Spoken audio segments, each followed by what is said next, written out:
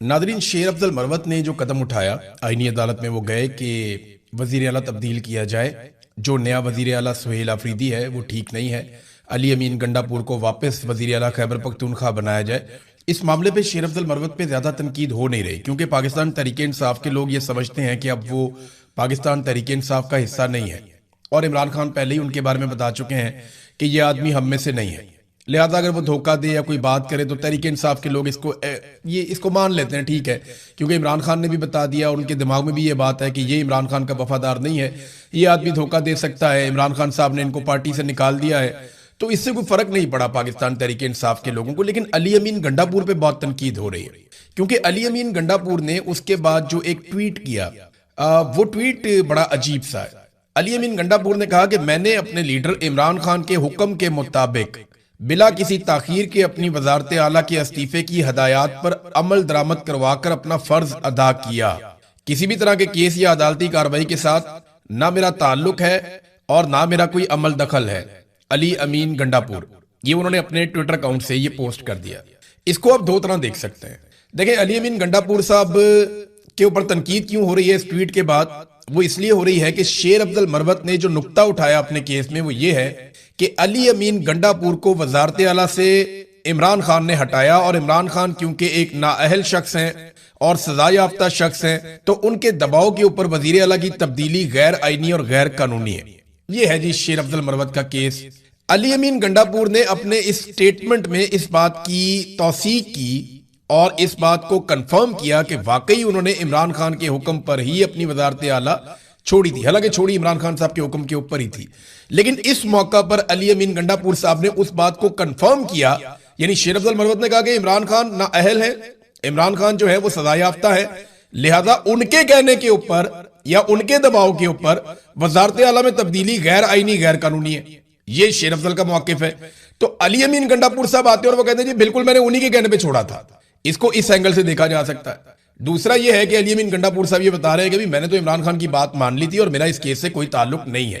एक एंगल ये भी है कि अली अमीन, और ये बात वाकई आपको सबको माननी पड़ेगी कि अली अमीन गंडापुर ने उस वक्त लहतोलाल से काम नहीं लिया था। उनके पास ऑप्शंस भी कम थे, पार्टी उनके खिलाफ हो रही थी, कारकुन उनके खिलाफ हो रहा था, तो वो ज्यादा देर वहां पे टिक नहीं सकते थे। अगर वो जबरदस्ती रुकने की कोशिश भी करते तो तहरीक अदम एतमाद आती, वो उसके अंदर फारिग हो जाते।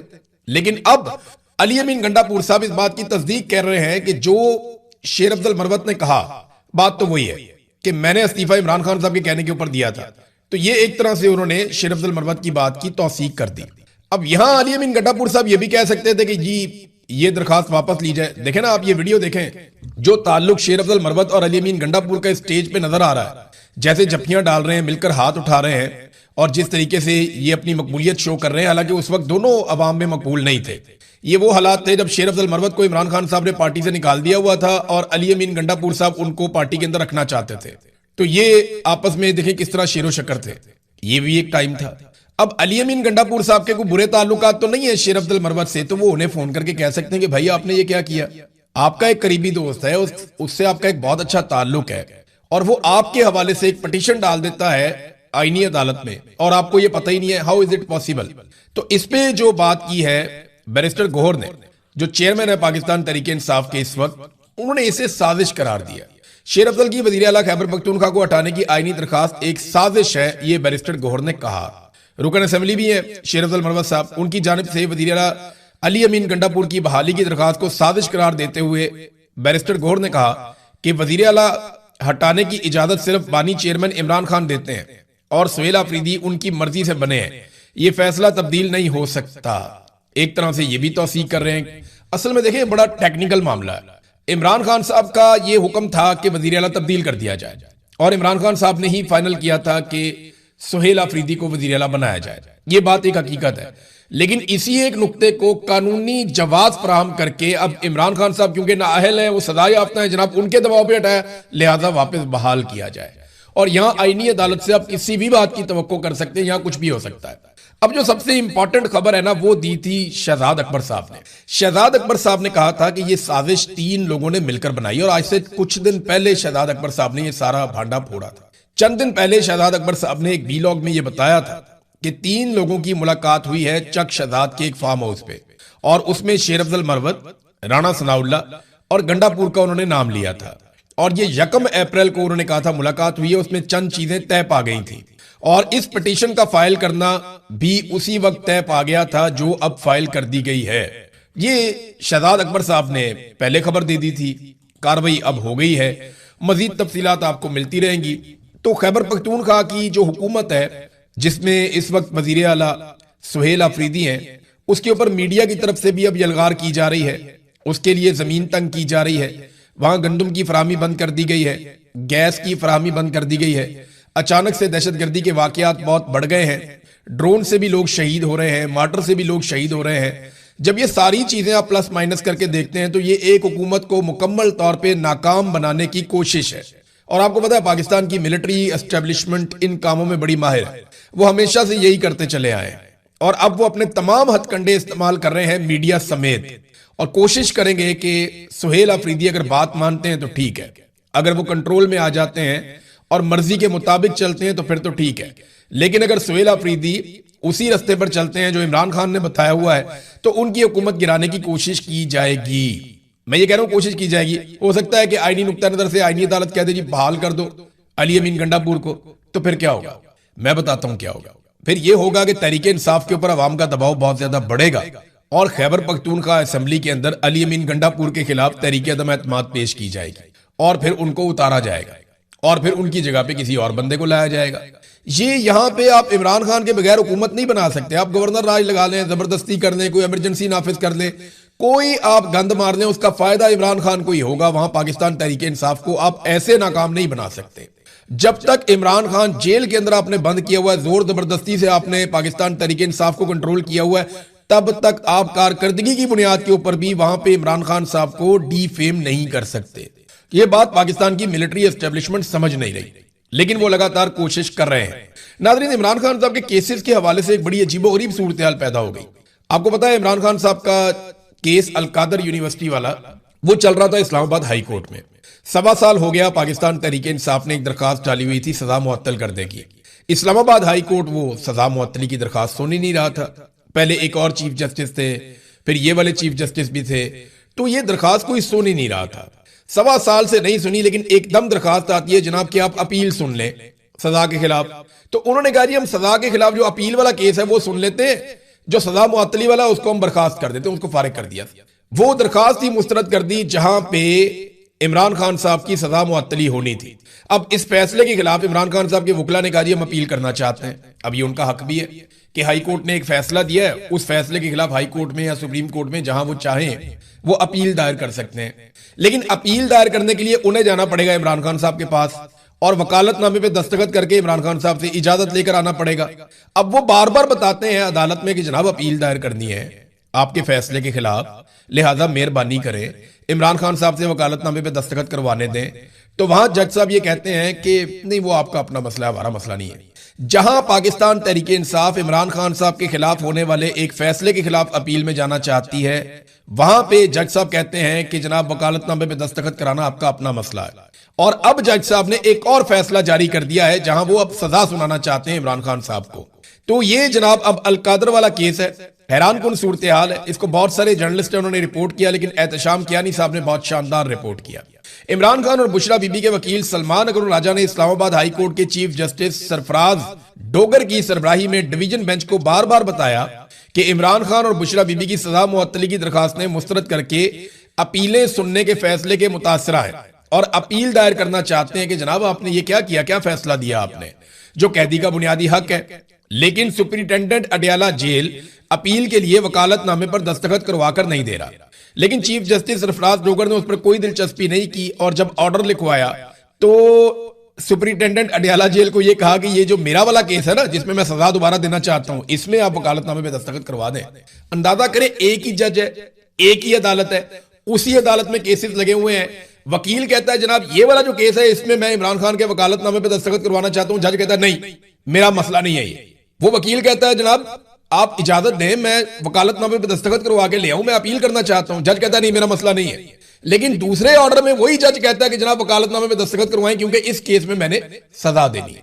अंदाजा कीजिए आप, ये हालात है इस वक्त इमरान खान के खिलाफ अदलिया के। डोगर कोर्ट जो है वो सारा कुछ ऐसा कर रही है जो अदालत को जेब ही नहीं देता। ना किसी जज को, ना किसी अदालत को। ये जज ये सोचते नहीं है कि इन्होंने मरना है, इन्होंने जाके अल्लाह रब्बुल इज्जत को जवाब देना है। अल्लाह के सामने खड़े होंगे तो ये कैसे बताएंगे कि जज साहब मैंने जिस केस में सजा देनी थी उसमें मैंने सुप्रिंटेंडेंट ऑफ जेल को कहा कि दस्तखत करवा दे इमरान खान के, और जिसमें मैं केस नहीं सुनना चाहता था, जिसमें इमरान खान का कानूनी फायदा था, वहां मैंने ऑर्डर नहीं दिया। कैसे जाकर अल्लाह रब्बुल इज्जत को फेस करेंगे? इन्होंने मरना नहीं है इन लोगों ने। यानी जस्टिस मुनीर, क्या आपको लगता है कि उसके साथ क्या होगा? यानी गलत सजाएं दी गई ना इंसाफी की गई। तो ना इंसाफी करने वाले जज की पकड़, अल्लाह रब्बुल इज्जत माफ करे, बड़ी खौफनाक सजाएं इनके लिए तो। और इन्हें डर भी नहीं लगता। दुनिया के छोटे छोटे फायदे हैं, एक गाड़ी ले ली, घर ले लिया, थोड़ा पैसा ले लिया, और बच्चे को अच्छी जगह पढ़ा लिए, पाकिस्तान से बाहर छोटी मोटी जायदाद बना ली। इस किस्म के फायदे होते हैं ना नॉर्मली, जो इस किस्म के लोगों को मिल जाते हैं। तो क्या है ये सारा यही रह जाएगा, खत्म हो जाएगा। एक छोटा सा झटका लगता है, हिचकी आती है, इंसान चला जाता है दुनिया से। फिर आप अल्लाह रब्बुल इज्जत को जवाब कैसे देंगे जब वो आपसे पूछेगा कि आपको तो मैंने मुनसफ की कुर्सी पे बिठाया था? तो वहां ये अल्लाह को ये कहेंगे कि मुझे तो आसिम मुनीर ने बिठाया था, अल्लाह मैं तो 15वें नंबर पे था, वो मुझे उठा के पहले नंबर पे लेकर आया। वहां ये बात सुनी जाएगी?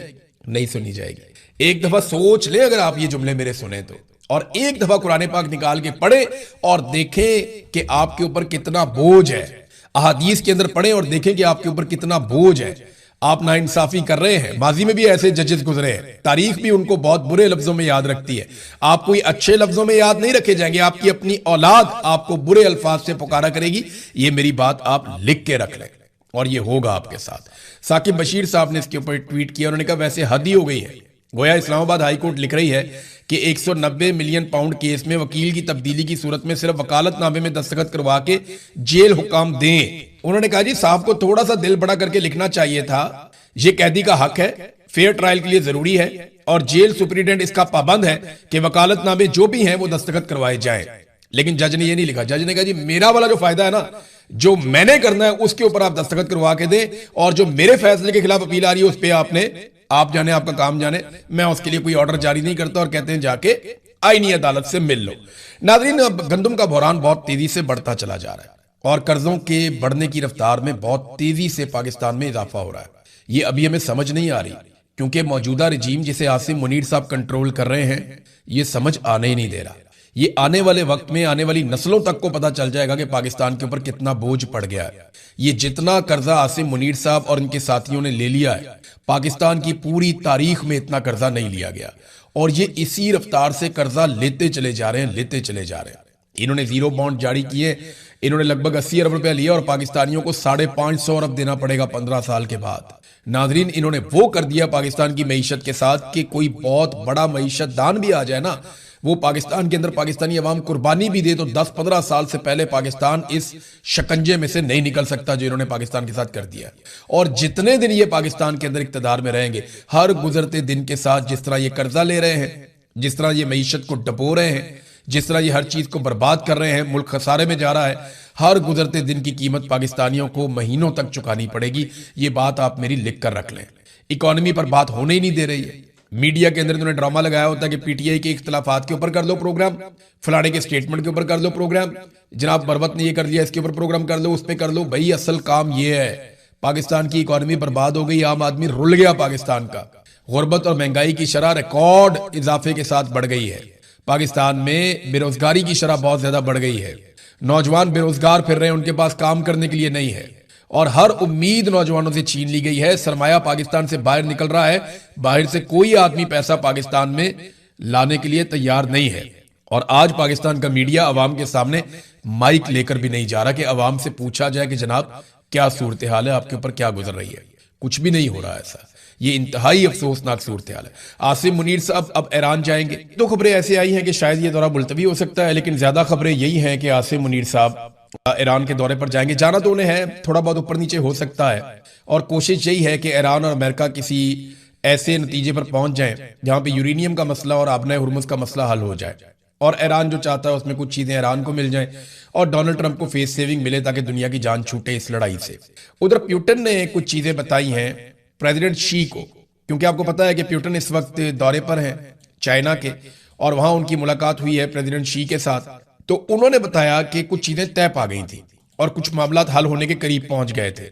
और ईरान की जो यूरेनियम का मामला है उस पर अमेरिका बहुत परेशान है और उसका हल एक निकाल लिया गया था। रूसी सदर ने चीनी सदर को यह बताया, और ये जो स्टेटमेंट है ये रूसी सरकारी दफ्तर क्रेमलिन से ये स्टेटमेंट जारी किया गया है कि सदर पुतिन ने शी जिनपिंग को एक बार फिर तजवीज दी कि रूस ईरान की यूरेनियम को अपनी सरजमीन पर मुंतकिल करके महफूज रखने के लिए तैयार है।